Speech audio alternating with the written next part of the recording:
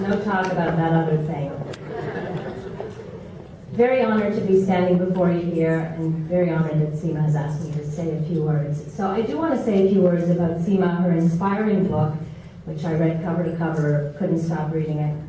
And when I started to think about what I wanted to say, I realized that there were so many words to describe her, to describe the book, to describe her family, her sisters. So I narrowed it down to 26, maybe a bit more, so for every letter in the alphabet. That was the best way I could do it. So I'm going to begin now. Admirable, awe-inspiring, brave and bold, courageous, defiant, devoted, dreamer, energetic, emotional, empowered, faith in God, grateful and generous, heartfelt, impressive, justice-seeking, keen, laudable, loquacious, and level-headed, maternal, neighborly and nurturing, organized, perseverant, political and proud, quintessential, resilient and rebellious, sibling love and a straight shooter, tenacious, unwavering in her beliefs, voracious learner, venerable and valued, willful and wholehearted, xenophobia exposed, yearning for freedom, zany and zealous.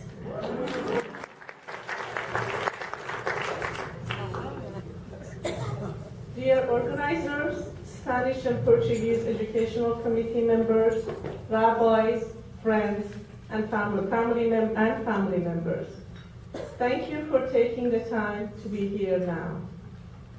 Today is Yom HaShoah, Holocaust Remembrance Day, for the millions, Jews and non-Jews, who perished in the Holocaust at the hands of Nazis.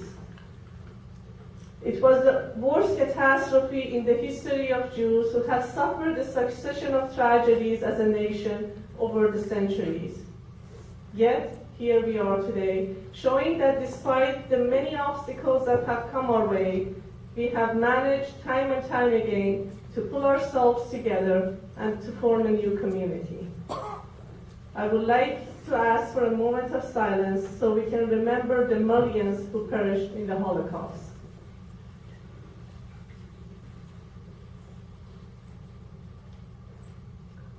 The story of the Iranian Jews is not as well known nor as far-reaching as many of the tragedies our people have faced. But the Iranian Revolution marked the end of the community and lifestyle that I knew as a child. The Islamic Revolution broke the links to the distant past, ripped families like mine apart, drove us out of the country, and forced Jews who remained to adhere to Islamic dress code and regulation. This is a story that is part of the fabric of Jewish history, and I want to share that with the world. I feel privileged and honored for having the opportunity to be able to share my story and the story of the Iranian Jews in the past century with each of you. I'd like to read you a few excerpts from my book.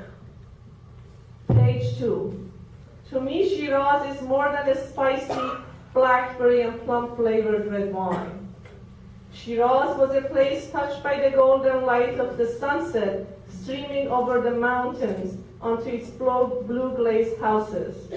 It was an essential aroma of hookahs smoked by wizened old men crouched in its tea houses. Shiraz was my home. Shiraz was also the home of my family, of Baba, my father, and of Maman, my mother. Shiraz was the home of my grandparents. Shiraz was the home of my great-grandparents, of my ancestors for the past 2,500 years. Before the Shah of Iran's dynasty, before the advent of Islam, before the conquest of Dariush the Great. Shiraz has been home to Jews since the Babylonian conquest in 597 BCE. Shiraz has been home to my Persian Jewish community forever. In my eyes, Shiraz was the center of the universe, and the most fascinating part of it. Shiraz was renowned as the capital of Iran for many centuries. It was famous for its beautiful women whose exquisite eyes and eyebrows were captured in the poetry of Iran's prominent poets. A glass of red wine was another subject immortalized by the poets. One may wonder why, in a Muslim country, the poets would write about wine. Wine, specifically a glass of red Shiraz, rendered people more transparent, more authentic, more empathic, so the poets believed. Page 46. Under the Shah, we Jews had lived and thrived without persecution. We were moving up the socioeconomic ladder. The number of Jewish doctors, engineers, and merchants were higher than ever in Iranian history. However, Jews did not get involved in politics out of fear.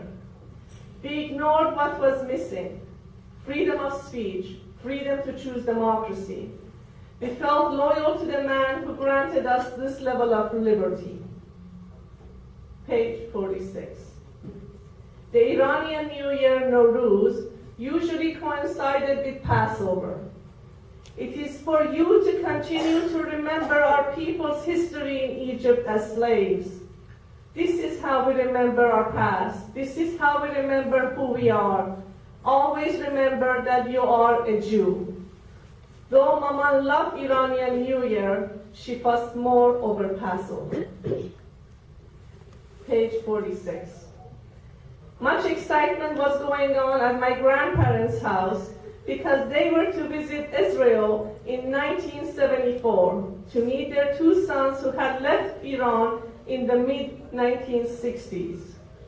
Enthusiasm soared in the family before they left because this was their first trip out of Iran and their first visit to the Holy Land. There was even greater enthusiasm when they returned from Israel, and Baba sacrificed a lamb to celebrate their return from their pilgrimage. Page 81. By the late 1978, tourists were history. Nobody wanted to visit our war-torn country. Whoever had the means, whoever had the courage and the means left Iran. My aunt decided she would not take the certainty. She left for a week's vacation and never came back. Many people fled to Tehran and from there to the United States or Israel. Flights out of the country were full. Ticket prices shot up. Airplane seats were unavailable. Time was running out. The hourglass had turned over and the sands were flooding down. Because so many houses were for sale and the economy was unstable, the price of real estate plummeted. Who wanted to buy property from Jews? Not the Muslim extremists. Jews' property was considered impure and cursed. Page 82. Maman huddled under the candlelight while glued to BBC radio. Our room was chilly. The winter's bitter cold stabbed us like needles. Shiraz had never been so frosty. Maman tried to use the heater as little as possible to avoid standing in line for fuel. At our house, we've always had an abundance of fruit, vegetables, and meat. Lately, Maman had rationed all the food. It was even hard to buy bread. Lineups at the bakers were 2 hours long. Power outages at night, food shortages, the fear of looting, and the declining economy. Living in Shiraz was a nightmare come alive. My beautiful Shiraz had turned into hell. The Shah had shuffled his cabinet a few times to try to appease the people, but power slipped out of his control. His family had left Iran for a long vacation. The end of an era was near. The last time the Shah addressed us on the national television was on January 16, 1979. Although he normally exuded confidence and poise, during his final speech he was visibly anxious. He was not his usual self. As he spoke, his voice shook, and it came across as though he himself did not believe in his speech. No one believed him when he said he was planning to leave the country for a short while and he would return soon. Page 83. Ayatollah Khomeini returned home after 16 years in exile. On the day he arrived in Tehran, February 1st, 1979, Muslim extremists throughout the entire country were jubilant, celebrating the return of Allah. Nothing about this small bearded man with expressionless face appealed to me. The majority of Iranians, however, were not on the streets. The blood ran cold in their veins, for they knew what the mullahs represented. Islamic militants were so deafening in their exhilaration that no voice of opposition could even be heard in that din. The entire country sat on the edge of its collective seat, awaiting Ayatollah Khomeini's grand speech about the freedom he was about to bestow on us. We awaited his promises, his platform, and his beliefs. He had said, when he was exiled 16 years ago, "I will not return until this pawn of America is gone," and he stayed true to his word. We watched the television and listened to the radio to see what he had to declare after all these years. As he stepped off the plane, a reporter excitedly asked him, "How do you feel upon returning to Iran?" He replied in a flat voice, "I have no emotion." Unbelievable. That alone should have told us everything we needed to know. Page 84. February 11, 1979. It was dark and overcast at 9 o'clock in the morning. This was a strange phenomenon for Shiraz at any time of the year. I soon realized it would be an unforgettable day for many reasons. The Shah's army, the Islamic militants, and the intellectuals were out on the streets fighting their last battle. The Shah's most loyal army members were ready to face down the insurrections. They had hoped that they could turn the situation around. We woke up to the non-stop stutter of guns and the putrid aroma of burnt tires. "Don't go to school," warned the radio. "Don't go to work."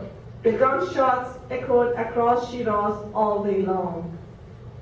Men screamed, yelled, and shouted, "Long live freedom! Long live Khomeini! Death to Israel! Death to America!" Of the many slogans I could hear in between the gunshots, the only one I could relate to was "Long live freedom." Page 103. The political atmosphere deteriorated. Living daily with the hijab was suffocating me. The lack of freedom was unbearable. The food shortages, the power outages, life was miserable. And just when I thought it couldn't get any worse, it did.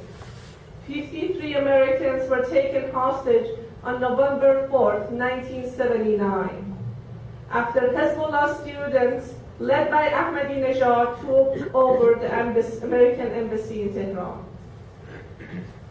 We have conquered the cage of spies. The filthy American spies are being held hostage here. Now, page 110.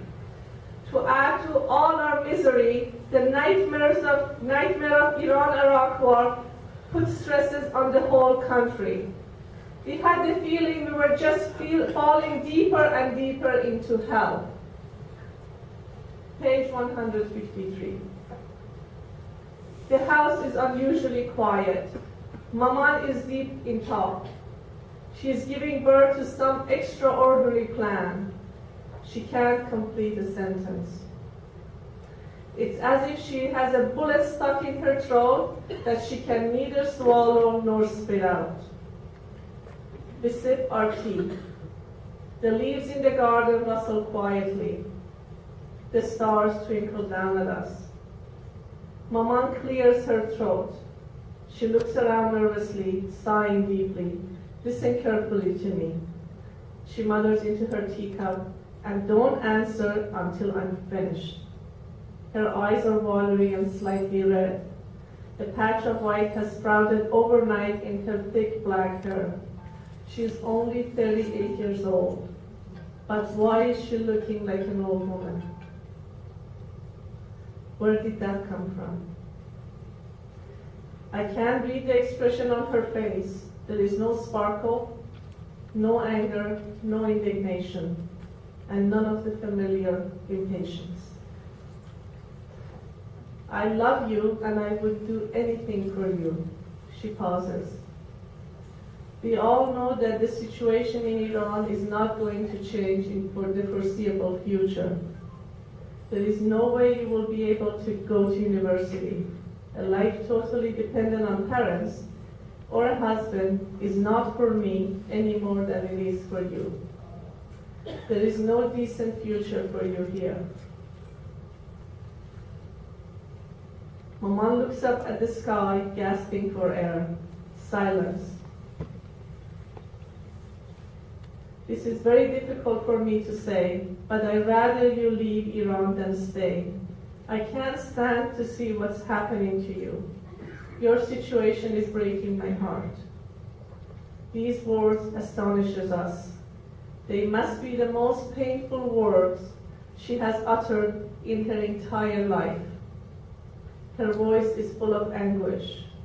We can't at this moment understand the strength she has shown in coming to a decision like this, that she would prefer us to have a full life, even if it means that she must let us go.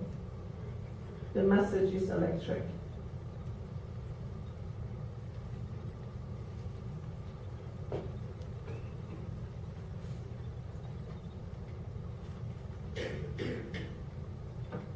Why did I write this book? Why is the title Fleeing the Hijab?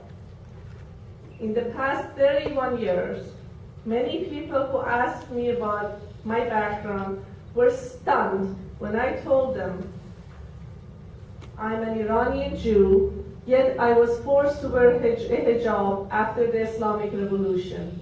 Every single person who heard this did not believe me. They thought I was joking.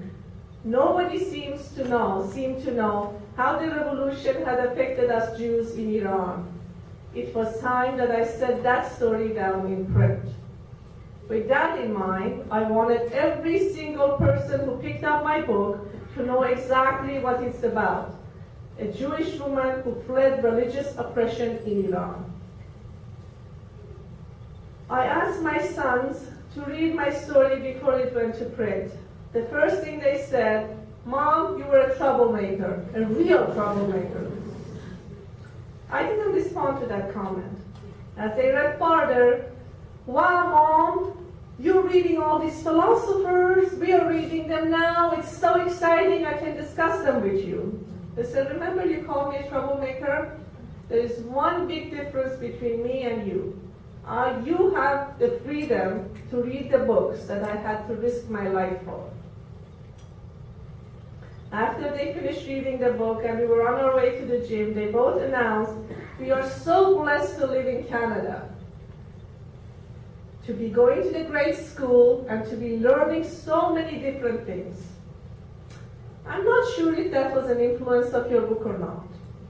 When I heard that, I committed that time that every high school student in Montreal and across the board has to read this book whether they like it or not. And for those of you who are educated here, please help me to get this message across, because I find our children need to know that no matter where they are, no matter what school they go, they are privileged. The worst public school here is better than the best private school over there. So please help me to help them get a little sense in their head. So, this was a secondary purpose in writing my book. I'm deeply aware of the freedoms we have here in this country. And I'd like to remind all Canadians that we are so blessed to live here. And no one can take our freedom from us. These are a few lessons that I love to share with you. Every day we are faced with making choices. I have decided that no matter what, things can always be worse, and I accept the present as it is now.